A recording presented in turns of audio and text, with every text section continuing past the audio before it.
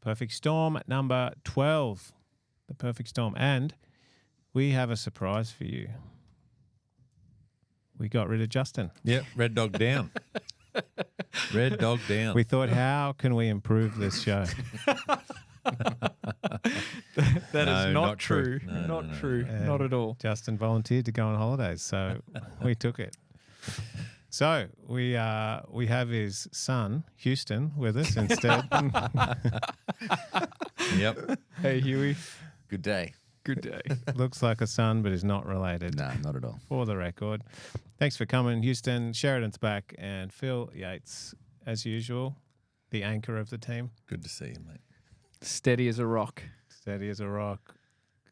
What are some other analogies for the anchor? Ball and chain? Ball and chain, yeah. Stay away from that one. So, guys, you three have kids, correct? Yes. Correct. Correct. I know somebody who doesn't have kids. So I thought, Yeah. it's me. Yeah. And I thought, let's talk about parenting. Let's talk about parenting in these days, in these turbulent times. Quite a lot of interesting things going on. I'm going to start with a video here. 32 seconds. Tell me what you think about this. Drawing from additional research, we know that excessive use of smartphones and engagement in social media can have detrimental effects on kids and teenagers. Young children aged 2 to 5 with an excessive amount of screen time, defined as more than 1 hour per day, was significantly associated with lower percentile ranks in cognition, language, and social emotional skills. Increased screen time can also lead to sleep disturbances, decreased physical activity, and issues with social development. Drawing from a... All right. Does anybody else exhibit these symptoms like I do? Well, I think you just go to your own personal life and, forget kids for a moment and the children you're bringing up. You have excessive social media, in your face constantly every day. You find that you kind of spiral down and all those things become a reality in your own life. There's nothing like face-to-face contact, talking to people face-to-face. There's nothing like going for a walk around the block, going for a walk amongst the trees or whatever around the lake in Canberra. But, you try to, I guess, we're talking about kids, but when bringing up kids, you try to think, what are the best things that I do in my life? Now I want to reflect them to my kids. What are the things I try and stay away from because they're not healthy for me, or they're not going to be healthy for your kids? What do you reckon? Yeah, look, I my kids, watch the virtual nanny from time to time when Ruth and I are trying to get stuff done, and running our own experiments. I will say this. What's the virtual nanny? Is that a show? The virtual nanny is when you use the television as a means of, freeing yourself up to cook dinner or get the kids ready for school or whatever it is. I can promise you, my kids this morning did not watch TV at all, which is really cool. And but we had a late night because mum's away studying. We had a late night last night, so they were actually probably better behaved this morning, even with the late night, with less screen time than they were, on other mornings where we're just, navigating the chaos of trying to exist in this world. And, I do think it can only be beneficial. And what you're saying as well, Phil, ignoring the kids for a minute, we know this personally, like all those little red notification stickers on every app on your phone. You got, it never ends. It never ends. And it's just, you can so easily start dribbling on your keypad doing that endless scroll. Like it's got ya. It's got ya. And now, Kyle, with some of the things that you're sharing, online, that there was another one I saw recently, Diary of a CEO. And he had an ADHD specialist come on and actually look at brain scans with him. And, the visible, like literally can change the structure of your brain, which is it's really sad. You know, I think it's something really worth policing. It's crazy. The you know when I was a kid, I don't know about you guys, but when That I was a kid, a long time ago, wasn't it? yeah, it was. Keep going. I used to play in the dirt with matchbox cars. Like Mum said, "What do you?" I said, "Mum, I'm bored." She'd say, "Go outside and do something." And I'd go outside. I'd be with my matchbox car. I'd make all the roads, and the roads would be nice and smooth. And I'd make garages, and I'd dig holes, and you know, and then I'd go down the thing. We'd do fishing in the back creek for eels. You know, get a chunk of meat and put it down, and then, you know, I won't say who, but people would come past and say, "Can I buy that eel? We're going to put it in the restaurant." But we used to do stuff like, you know, we grew up watching Tom Sawyer and Huckleberry Finn, and we wanted to be adventurous and go and build stuff and do stuff. And I think today the biggest fear is fear of boredom. And us as parents, as you say, the virtual nanny, what would happen if you didn't give the virtual nanny or didn't put the TV on and they became bored? And you're like, okay, well, entertain yourself. Do something that you know. Go outside and whatever. My wife always says. My wife always says boredom is the father of all, you know, fun, like or invention or creativity. Like that's. Yes. If you want your kids to be creative, I like it. If you want your kids to, you know, go and explore and do the thing that you brought them into this world to do, you know, boredom's not the bad guy, eh? You know. Houston, you're at the beginning of this, mate. Yeah. You're at the beginning of this. You're starting to, you know, you're in the stages where the iPad is like. Oh, son's nearly ready for his first phone. It's amazing these kids, even at Judah's age, they know how to work. Oh, he does. Yeah. Which is how old for those who don't know? He's Judah? only 17 months old. Okay. So he's a technological native then. man, he's born for it. No, but they're so perceptive when they're that little and we do our absolute best to keep him from seeing us doing a lot of things on our phone. We try and, because we don't want him to like get hooked from a young age, but he's already like, he knows I got to press it.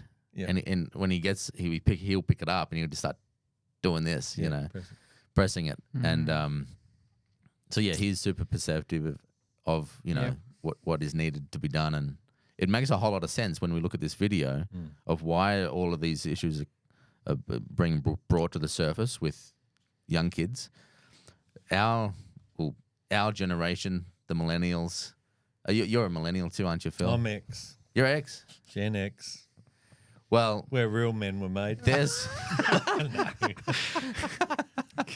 well, our generation, I think, we've come up in this time where it's gotten bigger, more prevalent.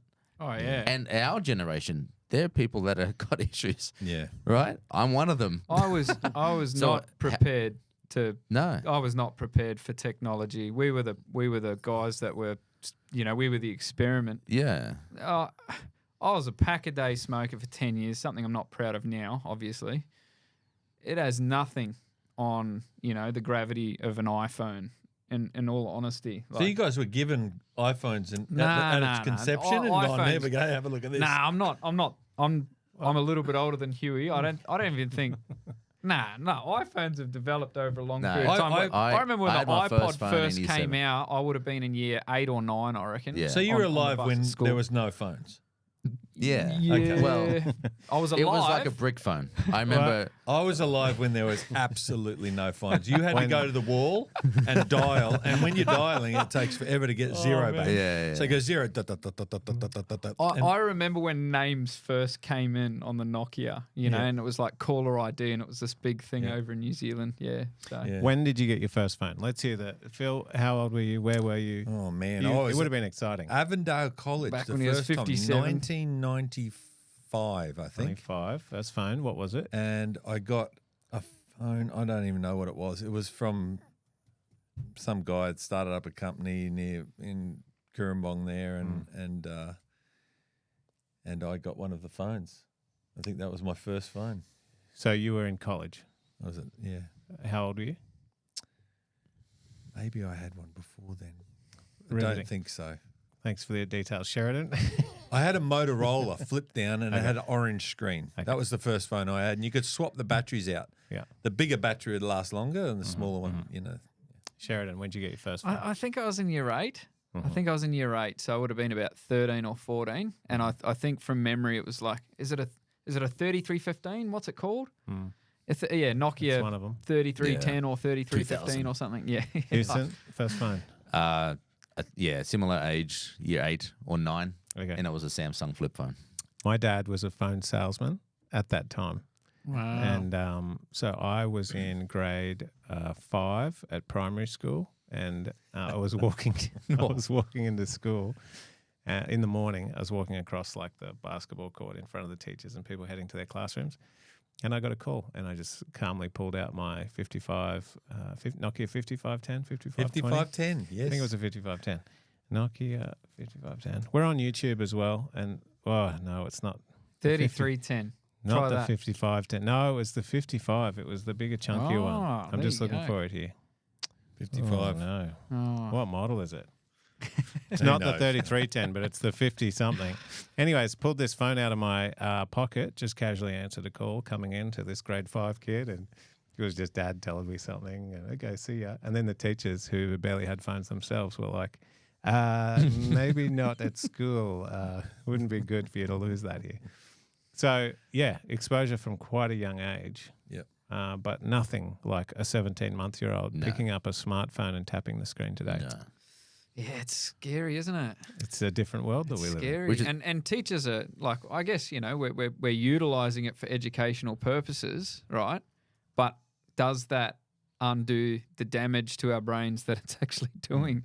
You know what I mean? Like we've got lots of like teacher resources that are for tablets, and they like this is the new world. Is it actually helping? I don't know. Well, that's where I think the deception is in our generation. It has helped us, right? In whatever way you look at it, like the technology that has developed, it's been aimed to help and improve our lifestyle. But now, hence this video that we've just watched, when we're straight away handing it to young children, At what cost? that's the Yeah. thing we're actually I think the issue is, starting to figure out. the big issue is with everything. Like you eat too much sugar, you're going to get fat. Yeah. You eat too much greasy food, it's going to do the same thing. And you're not exercising. But you have a little cake every now and again, that's fine. Isn't it, Houston? Is it? I don't know, is it?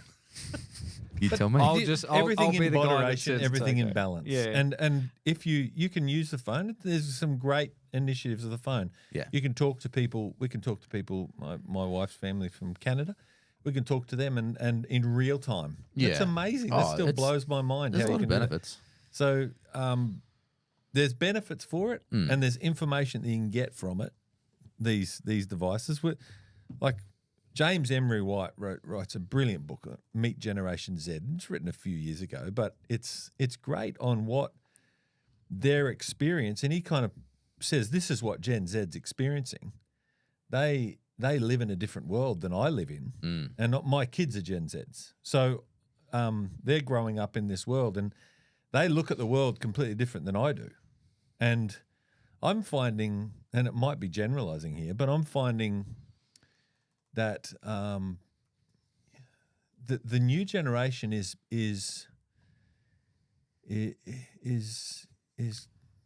I don't know. They're going to struggle. They're going to struggle with, and I noticed it in millennials. I really did, because I'm a teacher by trade, and I used to have people come and do prac teaching, and then they get a job, and it was like Gen X is like, we will go to work and we will do the job. It doesn't matter how painful it is. That's our attitude, and that a generalization I know. But the millennials came, and then the next generation beyond that, it's like, I'll go to work, and if I don't like it, I'm leaving. Yeah. And We're getting softer, We don't is get what you're that. So saying. what? Oh, mum will take care of me. Yeah. Or dad will take care of me, and I'll be right. And so what I'm trying to instill in my children is that work ethic, and kind of go, no, you go to work, and you do the job, and not all of the job is great, is gravy. Some of it's really hard, and some of it's difficult. But face adversity with resilience. I see that as the biggest impact at the moment, and I don't know whether it's got anything to do with phones, but I think it's partly. you look at your phone, you can get any information you want. You know, AI and Chat GPT is doing all your essays for you, and and now they're going to have to, So back in my day, we have to sit down, write an introduction, and then try to figure out the body, and then write a conclusion, and then try and make sense of it. Now it's like, give me 1,500-word essay. You must have been born in the wrong era. I've got a lot in common with what you're saying here, Phil. Yeah, but I've got a cool video here. It was a 5110 for those of you playing along at home. Right on. I had one of them blue ones. See that little blue one? This one. I see it. Yeah. Everybody in the world had one of those. Is that an Ericsson? You're not special. No, that's a Nokia. Nokia 3210. But with what you were saying, I think when you look at technology in general, as it has developed and progressed, it's always been intended to make life easier. Yes. Whether it's a washing machine, a dishwasher, the lights, remotes, TV, everything is designed to be more simple. And cars are doing the same thing, right? You don't have to wind your thing up anymore. You have to press a button. Yeah. So, and then the same with phones. So it makes sense why we're not as tough, I think, is probably the essence of what you're saying now, is our generations are getting less tough because everything around us is to make life easy. Yeah. And that has its consequences. It's gone from, and you see the big, pandemic, I say the big problems in life. It's gone from, it was obesity.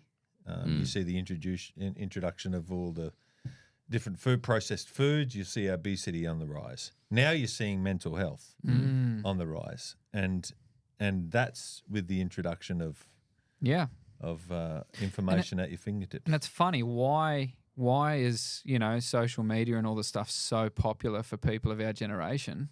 Like, what's underlying that? Really, connection. We want it to be, we want it to be, it's love. At the end of the day, that's what everyone's chasing, and why it's so, But it's just not. It's not giving us what it promised in the beginning, and it's becoming, like AI algorithms, like exploiting our desire to be connected with another human being, something so beautiful and so precious, to be exploited, by these massive corporations who are trying to extract every last dollar that you're working really hard to provide for your family. I just want to say on there's definitely a shift, in generational thinking and how everything's going. Another thing, just to, macroeconomics, like today, half the world's wealth is in the hands of less than 60 people. Was it like that back a couple of generations ago? I don't know. But the thing is, like, I don't know, like all things are getting worked out. It's getting tougher. People are, like, I don't know, maybe I have got it wrong. Maybe it's not getting tougher. I don't know. I'm happy to be corrected. I've only got a 20. How old am I now? Yeah, probably 30-year horizon. I forgot how old I was for a second. I go to work and I do an honest day work. 8 hours, whatever it is. And I've been doing that since I was 18 years old. And today, like the kids today, really believe they can have a career on YouTube. Yeah, no, that's I'm going to be an influencer. Thing. Yeah. That's what I want to be. And that's I'm like, madness. Not everyone can be an influencer. Get out and do work. And it's hard to kind of, because, you hear growing up, your kids are going to be the ones that the jobs aren't even invented yet, and it's true. Yeah, it's true. Yep. It's true that the jobs aren't invented for these people. So I'm trying to push my kids into teaching, because I see it as the best career, the best basis career. Let me put it that way. Like, you can relief teach whenever you want. You get 12 weeks a year holiday. I mean, that's good for them. Kids. you're having a massive impact on kids, other kids growing up. Yeah. Yeah, and there's that greater calling, to be a, like as a Christian to be, like a contributing member of a society, of a community. We're family oriented, we're people oriented, we're connection oriented. Like, why did God make anything at all? Because God is love. Like the stars and the butterflies and everything He made for, relationship. And I just see, yeah, like, I don't know, kids are looking at, there are a lot of people that have 8-hour jobs, day to day, have worked hard, gone through an apprenticeship, and they'll never own a home, and they're looking at that going like, I don't know, what's the point? Like, if we make little pictures called NFTs, and if we get lucky, at least then we might have a chance of owning our own home or something like that. But I don't know, like, there's definitely a lot. There's a lot in the psyche of young people today where they're feeling ripped off, like, so just a bat for the younger ones out there. Like, personally, I'm a go-getter. I to get my business up and running, it was some days was 16-hour days, man. Trying to work out how to charge and how to charge fairly, and I got smoked in my first couple of years. But God bless me. Work hard, and the Lord will reward you, it says. And you might not have everything you want in this life, but I think if you look beyond that, there are some more fundamental things that we ought to be looking toward, especially steering our children not to have, like, wealth here and now, and that's not what we're really hoping for. We're hoping to guide them in a way that's gonna get them into heaven. That is our soul as parents, probably our soul. That's how we want to guide them. To the best of our ability, see the big picture, see through what. Don't focus on what you don't have. Work hard. The Lord will reward you in different ways. And that's a big thing. Like, the big thing for me and my wife is that we teach our kids about Jesus. And I want to go into homeschooling. I want to go into the importance of homeschooling. I know I'm a teacher, right? Yeah. And I know there's a lot of teachers out there probably listening to me now going, right, just turning the radio off. This guy's on, the drugs. But no, homeschooling, up to a certain point. I don't personally agree with homeschooling until, like, all the way through. Some kids need it, some kids don't. You got to take it by the different things. But homeschooling up to a point where you can teach your kids about what they do and what they don't do, and how they can stand up to certain different things, instead of allowing their class, the school or whoever it is to teach them. Yeah. Homeschooling is hard. Homeschooling is hard, and my wife found it hard to do. She really enjoyed it, but it was hard work. And we did it up to about year 3, year 4, and then I think there's got to be a point where you send your kids to school and go, right, we've taught you, you can make a decision now. And some people would say, right, that's not old enough. Sure. Well, you got to case by case, right? So we said, my son went to school earlier than my daughter. So case by case, and they went to school, and we said, right, this is what you learned. This is what you're going to experience at school. This is what the challenges you're going to face. And this is the answer to it. And I believe our kids, well, they're not perfect. They're far from perfect. I can vouch for your kids. It gave them a good start to what they're great. They're excellent. They're going to do. Yeah. And Trish is such an awesome mum. She's too. an angel, man. Yeah. Angel. Yeah. Look, and just piggybacking off that, Prez Christian. If his girls, man, I'm just in awe of that family and the work that Erica and Christian have done for their girls. They probably 3-4 hours a day, and they've done more work in those 3-4 hours than one kid in a class of 30. Have you heard them on the violin and my goodness Like, me. how do you compete with that? It's You know? like first violin for the symphony Wow. orchestra in Sydney. Like they are. Caitlin and Sienna, they're if you're looking- listening to this, Oh, they're- keep going. You're they're amazing. looking around the room. Wow. They're not look around listening the We're to room. this. so They're proud not of allowed- you. You they're guys not are allowed rock out. stars. Keep going, mate. We'll get a job in North New South Wales. Nah, I remember hearing a study done about the comparison of homeschooling and those who are at schools, right? And it's like the tables have turned on. Remember how there was always that stigma around if you're a homeschooled kid, You're weird. you're a weirdo. You didn't have the social skills and that kind of stigma. Well, the tables are turning now because those who are actually going to school, Yeah. because they're on the technology, they're using technology to to learn and to be taught. They're having more social skill problems than the ones who are at home, actually having face-to-face conversations with their mum and dads who are investing. They love them more than a teacher ever will, and they're investing in them. And so the homeschooling kids are actually having better social skills than the ones who are at school. And I think also we were really aware that, you know, these guys need social interaction. So we'd take them to Pathfinders and we'd take them to church. We'd take them everywhere we could, parks. But you're intentional about it. Let me just give They're you not a just call. getting anything. I'll give you a call out, okay? In Canberra here, it's brilliant. I'll tell you why. We've got a school called Canberra Christian School. And the principal there, Bree Hills, Is the best. incredible. Yeah, she's cool. Is the bomb. We were homeschooling our kids, and she said, bring them in here one day a week. This is when they were transitioning. We want to transition them to school. Yeah. We did that for a while, and no problem at all. Yeah. Like, and I just thought, what school does this? What school will transition kids in that way and allow them to sit in a class and they come home fired up, loving it and love that social interaction. Even one day a week is giving them enough to kind of put their feet in the water and kind of go, you know, well, okay, this is how I deal with the community around me. This is how I stand up for what I believe and what I don't believe.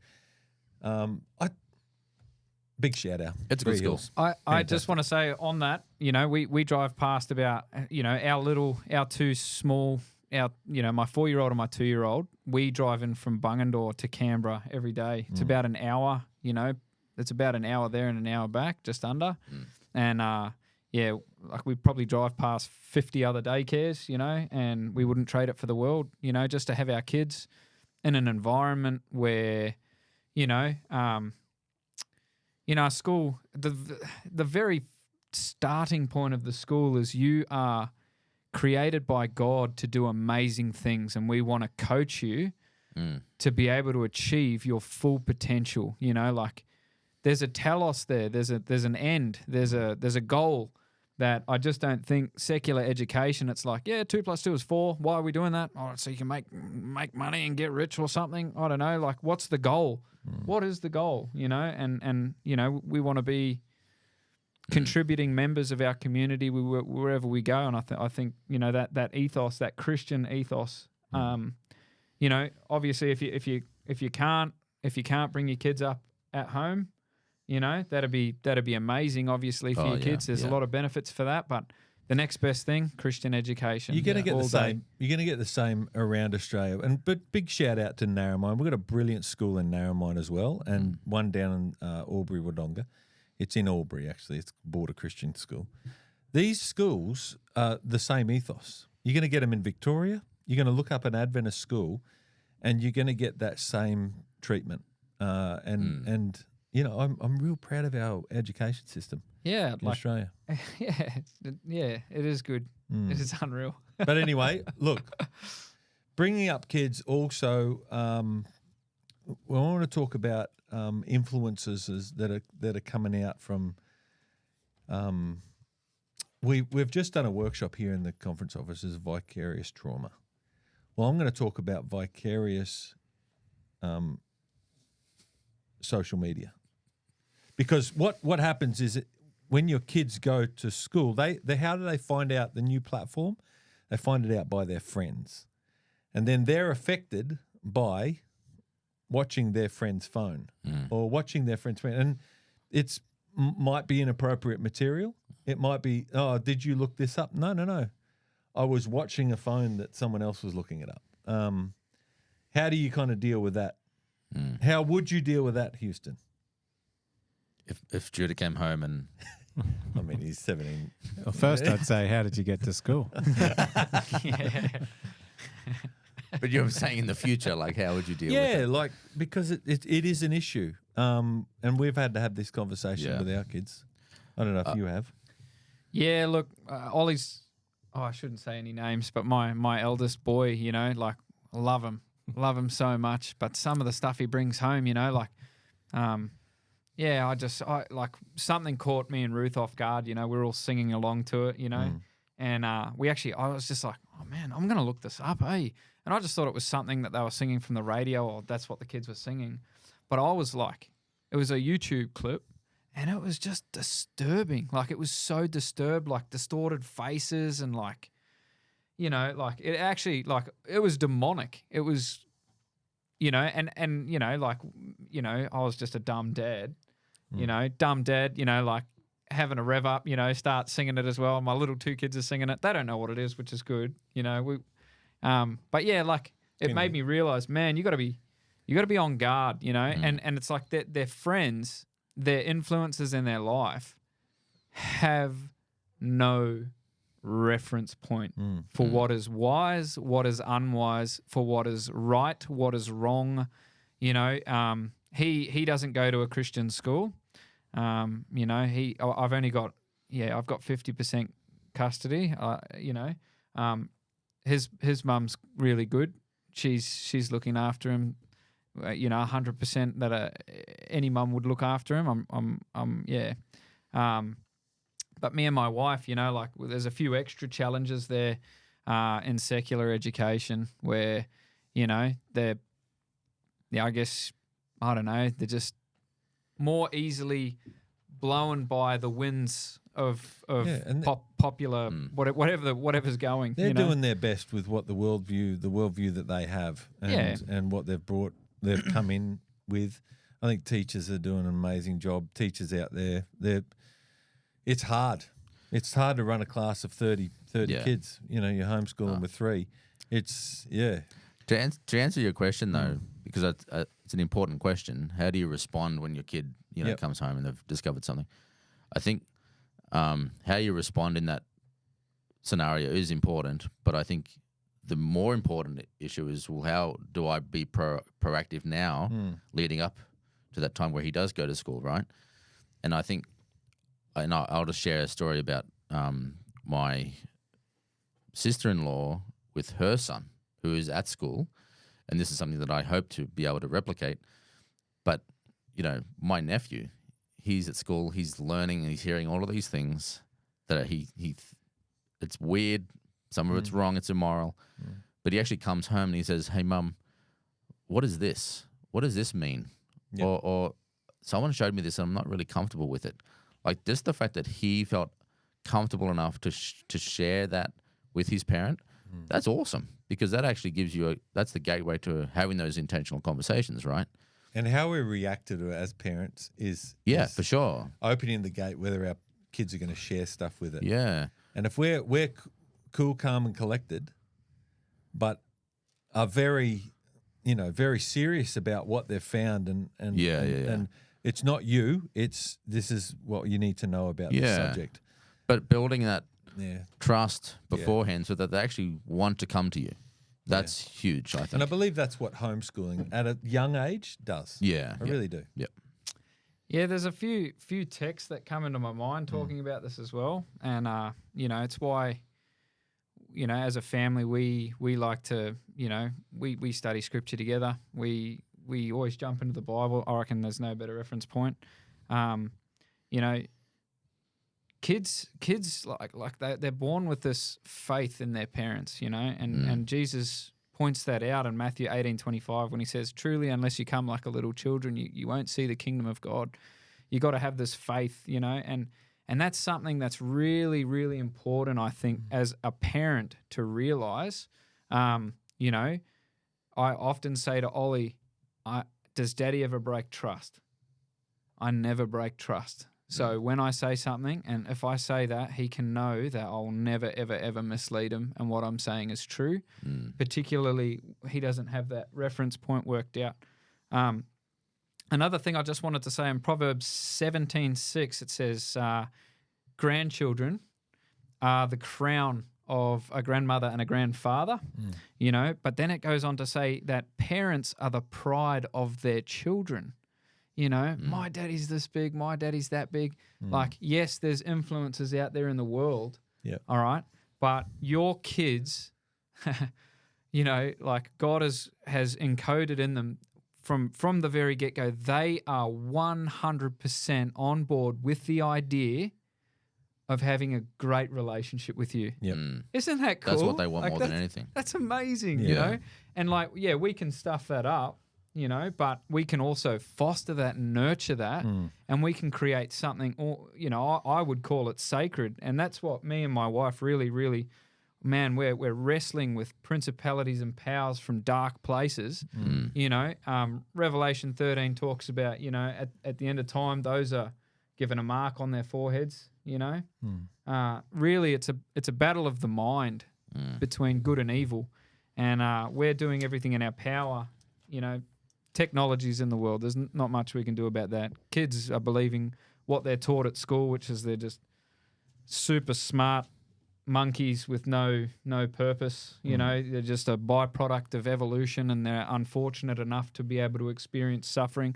Go and have a great life now. Go and be a CEO somewhere. Like, what are you teaching my kids? You know, I've got a question for Kyle. Kyle, I'm really interested to know the answer to this question. This is good. I'm not laughing because, you know, I'm laughing because I can predict the answer, but I'm not. I'm not Let's hear the 100% question. sure. How about we Wait, start this with is the a question? build-up, man. Yeah. How are you going to? You know, we're Seventh Day Adventists. We believe in the Sabbath. Sabbath, Friday night sunset to Saturday night sunset.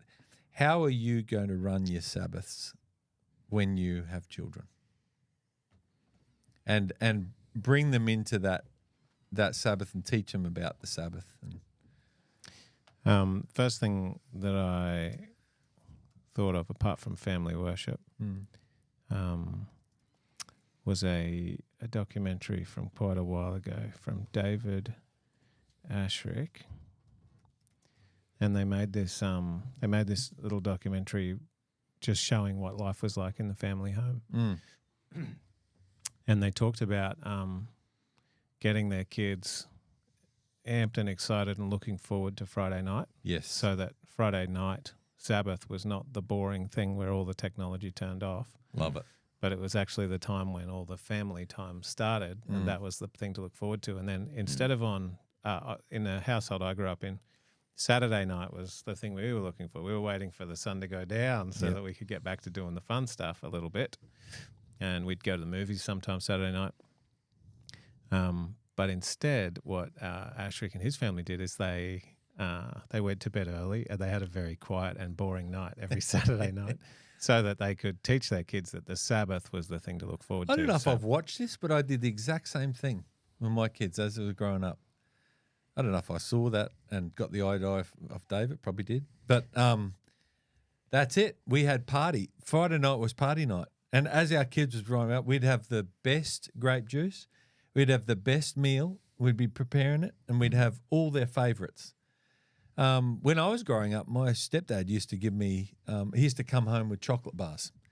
And every person in the family, quite a bit, we merged families and we had like a fair few kids, but he'd remember every single child and their favourite chocolate bar, and it was Friday night treat. And I thought, you know what, brought up with that. And then, great. So we'd have all that, and you're right, 6:30, 7 o'clock, 7:30, whenever your bedtime is, Saturday night, back straight to bed. Yeah, you got to get to bed, and so the Sabbath now becomes a real celebration, and I think it's a perfect time, as we're talking about. I think it's a perfect time to deal with this issue of boredom, because Sabbath is a perfect opportunity to say, do you know what, we need to get creative, and let's do things as a family that bring us closer to God, but also stop us from being bored. One thing you mentioned there, we used to visit some friends, and at the time when I saw them doing this, I thought it was a bit lame because I was such a spoiled brat. But we got there, and on Friday night dinners, they had this special jar. It was called the special box or something. And on Friday night, they were allowed to take a treat from the special box. And I thought, well, that's kind of lame. I eat chocolate every night whenever I want, sort of thing. Like, not really, but, dessert was fairly readily available. We weren't starved for dessert. These guys were way healthier, and they were allowed a treat once on a Friday night because that made the Friday night a special meal. Great. And, just a very simple thing you can do if you actually care about being healthy.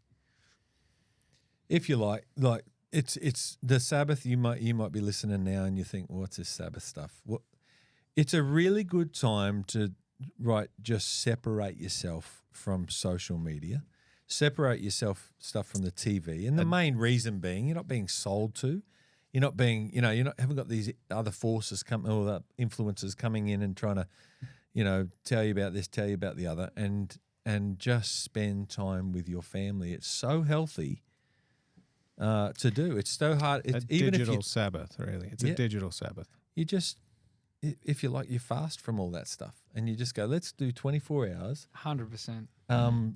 As a family, Intentional time. worshipping God. I love, you go back, where did the Sabbath all start, Why did God make anything? He in 6 days, he's got supernovas happening. He's got, he separates the water and he's doing all these amazing things. And then come, Friday night, he just ceases and he looks at him in the eye and he's like, mate, all of this is because I want to be with you, and like as a dad to be able to look your son in the eye and say, mate, God wants you to be here. I want to spend time with you too. Like, let's be together, and like, they may not appreciate that. Like you're competing with Nintendo, they may not appreciate that fully now, but when the work cycle kicks in and reality kicks in and they realize how much you've been pushing back just the chaos of this world to create this grace bubble so that your wife and your children can just thrive and be the best that they can possibly. You want them to realize their full potential at home as well, and you want to help them where you can. The Sabbath, like they'll have that place to go to when it's all crazy and the chaos is just infiltrating their lines as they're finding their. It's a great reset. It's a great reset, and also in the New Testament, Jesus finished the work for us, on the cross on a Friday. Where was he on the Sabbath, man? He was resting in the tomb. You don't have to earn heaven's favor. You already have it. Like Jesus has done everything. He's done so much for you. He wants your family to experience the fullness of heaven, not just there and then, but here and now. And it's a weekly, it's a weekly reminder of how much God loves you, that he wants to spend time with you, how much he would give, the thought of losing you. God would rather die than lose you. That's profound. That's beautiful. And you can rest. None of us are perfect. We're all broken sinners when we sit together and hang out and have a lot of fun on the Sabbath, but we can rest in the assurance, that craziness. God's grace is sufficient for us, Sorry, mate. No, jump in. The craziness of the I had a guy come up to me the other day and he goes, I don't know why you're doing this Sabbath thing. It's that was done away with at the cross. And I said, how? Literally, how could it be done away with at the cross? I said, God created humanity on the 6th day, and then he gave the Sabbath to humanity on the 7th. I said, between the time they were created and the next day, excuse me, they didn't sin. They sinned after that. So the Sabbath was instituted before sin came into the world. Well, everything sinful points to the cross, and the cross is a standard for our sin. So our sin is like it was done away with at the cross. Our sin was paid for at the cross. Everything sinful was that. Therefore, the commandments come in and we're given the commandment, and this is how you need to behave. These are behaviors. Well, you look at the Sabbath. It's the only one that doesn't help you with your behavior. All it says is remember.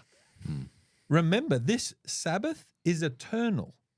You're missing a trick. If you think it's done away with at the cross, you're literally missing a trick. This is eternal. This is the one thing that is eternal. Well, that's the point of creating everything in the first place. God set it up before sin. Yeah.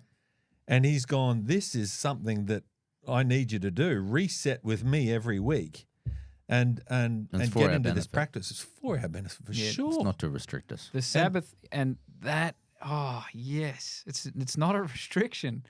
You know, like when I see Jesus on the cross, his arms stretched in two different directions, right? I see him just clinging onto us, not willing that any of us would be lost because of sin, you know, because of all these influences, you know, the devil's behind a lot of it, you know, but the other arm stretched in the other direction, you know, is him just refusing to let go of his law, of which includes the Sabbath, you know, because the law is the foundation for heaven.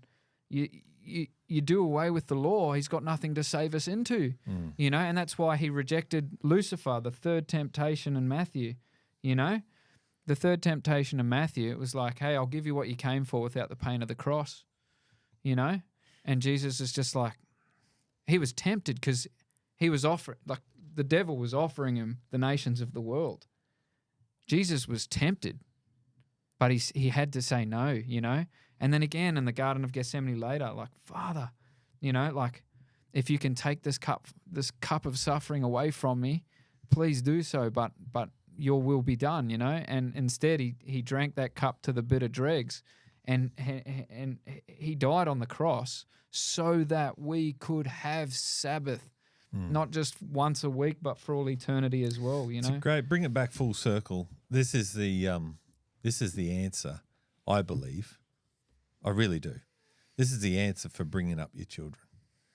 Give them the opportunity. Give them the gift of the Sabbath, because it will, number one, teach them how to deal with boredom and get creative and how to worship God. And they'll see it every week, how important it is to worship God. You can worship God every day. I'm not saying that the Sabbath is the only day you worship God, but you can worship God every day. But this is a time where you set aside. God's instructed us to set us aside. This is my time between me and you. This is where we spend time with each other and connect as a family. Yeah. This is one of your top tips in parenting: is set aside a time, make Sabbath special. Yeah, top tip. 100%. Yeah, I got to. Yeah. That was awesome, guys. You took a parenting discussion, turned it into a full-on theological discussion about the Sabbath. That was beautiful. A few resources that I want the listeners at home or on YouTube to see. RSA Animate, Changing Education Paradigms by Sir Ken Robinson is an all-timer for me. Have you guys watched this? That's great. It is great. Very cool. And this is the most memorable. I've fast-forwarded here to the most memorable scene in it for me, and this is basically saying that kids are processed by year of manufacture. The traditional schooling system is quite a manufacturing process, and there's just so many kids, I feel, including myself, that didn't quite fit within that mold, but that was all that was available. And so for anybody who's an aspiring homeschool teacher, go and get yourself inspired a little bit there with that one. So Ken Robinson, Changing Education Paradigms. And then I wanted to get your opinion, fellas, just on this one. This is Patrick Bet David, my daily affirmation sheet. So he's got this thing laminated next to his bed. He reads it every day. And he's basically speaking purpose and meaning into his life. Have you done anything today to grow personally? Get your bum off the couch and get after it. Things like this. He's repeating things to himself daily that he wants to learn. And what I thought was cool here in the comments was somebody else has gone and typed up their own, ready to print for my son and me. And I, when I lived in another place, had a couple next to my bed that had a bunch of verses of things that I needed to remind myself of at the time. Tell me about the experience in your lives in a short sentence or two. How has speaking affirmation into the lives of your kids had any effect on them? Oh, you just have to look at this. The rice, the guy that did the rice. I told you about it. You told me about it. and I watched it, and it's true.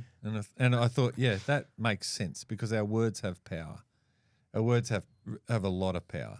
And speaking affirmation is someone.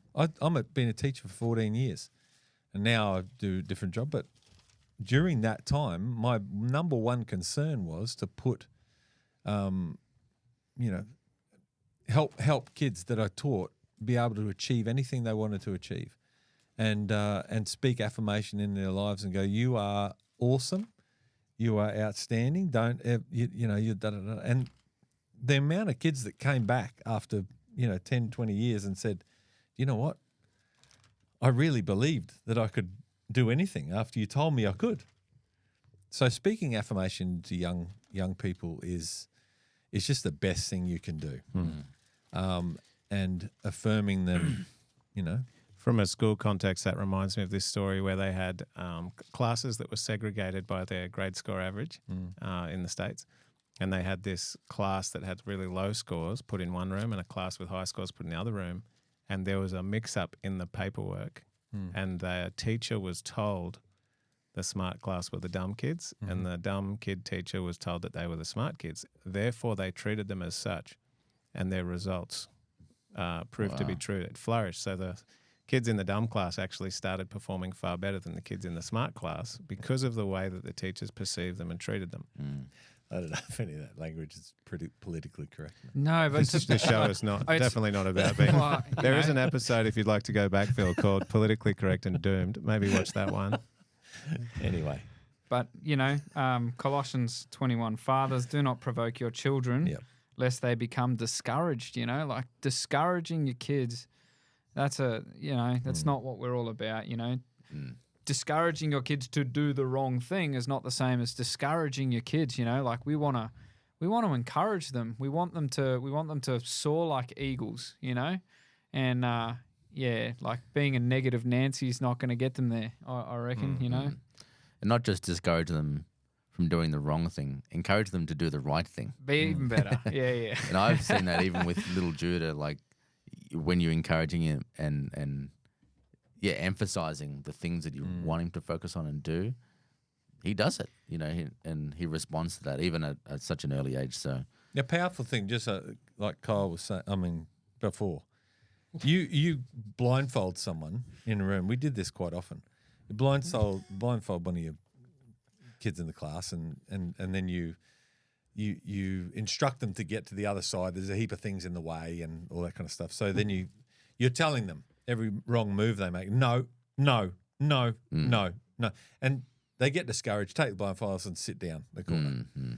But if you're clapping when they do something right, they get to they're more likely to get to the other side. Right. So that encouragement is important.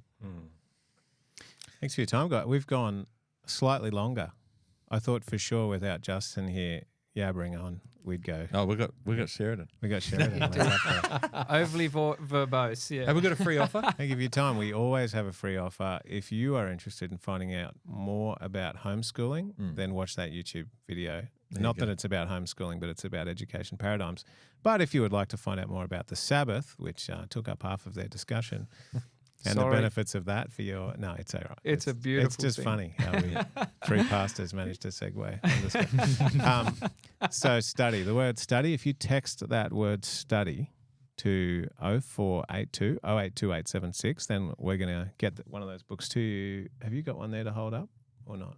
No. I don't, Carl. So mine's gone as well. No. They're so loved Justin and so took it. well read that Justin takes them all the time and studies the Bible with people. So if you want to learn more about that, studying family worship activity, studying this book, looking at these verses and looking at the Bible, we want to encourage you to do that. Text the word study to 0482 082876. And it's been fun. I'd like to have you three again in this format, if you would like. Sounds good. See you later. See ya. See ya.